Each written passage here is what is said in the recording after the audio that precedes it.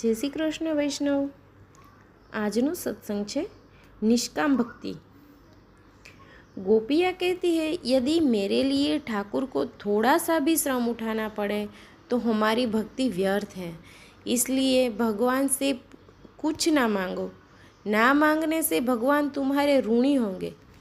गोपियों ने भगवान से कुछ नहीं मांगा था, उसकी भक्ति सर्वदा निष्काम रही है। गोपी गीत में भी भगवान से कहती है, हम तो आपकी निःशुल्क शुद्र दासियाँ हैं, अर्थात निष्काम भाव से सेवा करने वाली दासियाँ है। इसी तरह कुरुक्षेत्र में जब गोपियाँ कन्हैया से मिलती है तो वहाँ भी कुछ नहीं मांगती।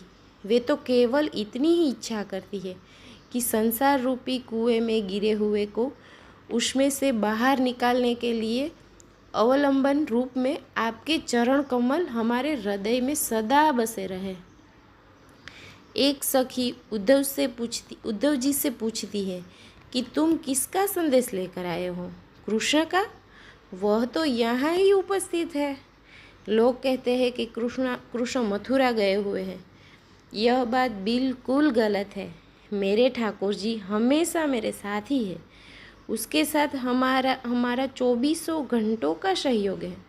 गोपियों का प्रेम शुद्ध है।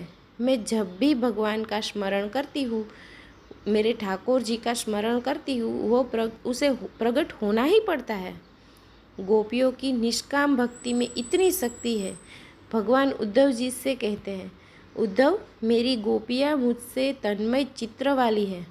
गोपियों का आदर्श आँख के सामने रखो और भगवान की भक्ति करो। सुदामा की निष्काम भक्ति को याद करके प्रभु की भक्ति करो।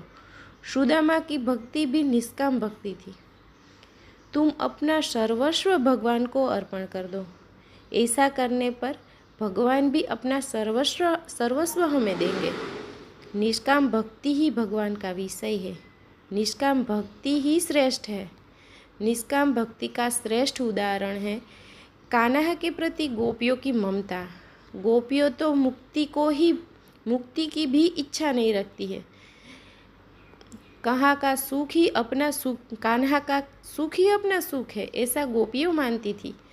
एक सखी ने उद्धव जी से कहा कि कृष्ण के वियोग में हमारी कैसी दशा है, यह तो आपने देख ही लिया है। तो मथुरा जाकर कृष्ण से कहना कि यदि वे मथुरा में सुख से रहते हो तो उन्हें ब्रज में आने की कोई ज़रूरत नहीं। हम तो उन्हें खुश देखकर ही खुश रहना चाहती हैं। श्री वल्लभाधीश की जय।